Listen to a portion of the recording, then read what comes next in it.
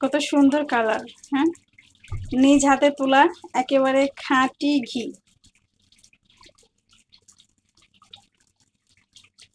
এটার সেন্ট যেরকম, খেতেও ঠিক সেরকম সুন্দর। আর আমার এই পাতিলটা ফিক্সড ঘি তোলার জন্য। ঘি তুলতে পাতিলে 12টা বেজে গেছে।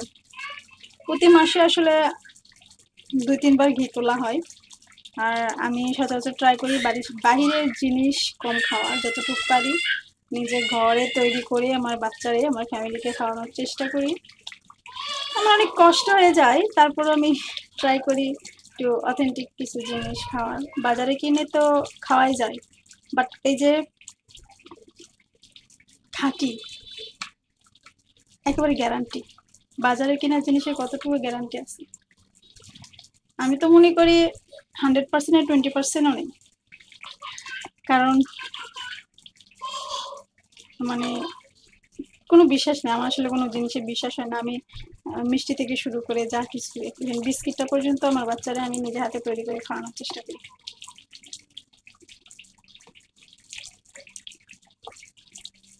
তো আপনারাও চেষ্টা করবেন নিজের হাতে তৈরি করে খাওয়ার জন্য। তো অনেক কষ্ট হয়, বাট দিন শেষে একটা স্যাটিসফ্যাকশন যে আপনি অথেন্টিক জিনিসটা খেতে পারতেছেন, খাঁটি জিনিসটা পাইতেছেন, এটাই হচ্ছে একটা স্যাটিসফ্যাকশন।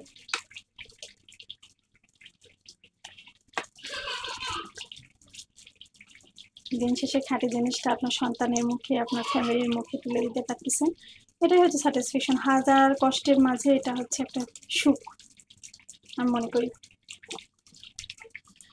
অনেকগুলো ছিল একদম এই পাতিলে কানায় কানায় পূর্ণ ছিল। এগুলো আসলে দুধের মাখন। অনেকগুলো করে দুধ এনে ফ্রিজে রাখা হয়, আর যখন ওই একটা একটা বোতল ভাঙা হয় তখন দেখা যায় অনেকগুলো মাখন হয়েছে। আর সেই মাখন আসলে আমি ডিপ ফ্রিজে জড়ো করি, জড়ো করে করে মাসে 2-3 বার এরকম ঘি তোলা হয়।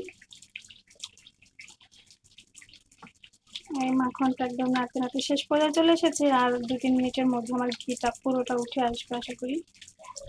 ফাইনাল লুকটা দেখাবো আজকে কিরকম হয়।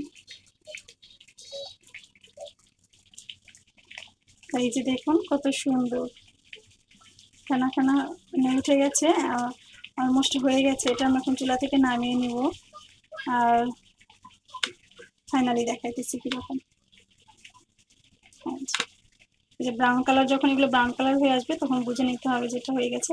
আর এটা আরো গাঢ় করা যায়, তবে আমি করব না, কারণ এই যে এই ছাঁচগুলো আছে, এগুলো দিয়ে মুড়ি মাখা খাই, এগুলো ভীষণ মজা। আমি আসলে কোনো কিছু নষ্ট করি না, এগুলো একটু এরকম ব্রাউন ব্রাউন রাখলে এটা দিয়ে মুড়ি মেখে খাওয়া যায়, আর অনেক মজা লাগে কিন্তু এটা মুড়ি মাখা।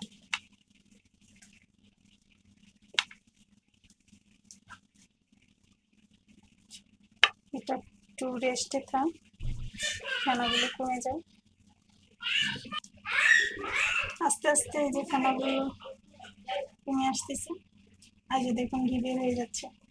আমার পিচ্চিটা এত, মানে কি বলবো, এত চিল্লাচিল্লি করতেছে, এক মুহূর্ত আমার তার মুখ বন্ধ থাকে না, বড় বড় করতেই থাকে। মাম্মি এখানে এসো, দেখো কি বানাইছি তোমার জন্য। মাম্মি আজকে অনেকগুলো ঘি হয়েছে, মাশাআল্লাহ, অনেকগুলো ঘি হয়েছে। তোমার জন্য ঘি বানিয়েছি, কে খাবে? কিভাবে খাবা? কিভাবে খাবা বাবা? কত সুন্দর আস্তে আস্তে ফেনাগুলো মিলিয়ে যাচ্ছে, তাই না? ফাইনালি এই যে আমার ঘিয়ের লুকটা দেখুন,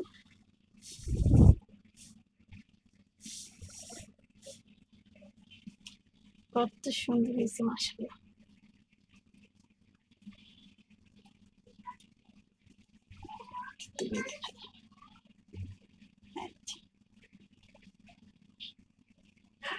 কত সুন্দর।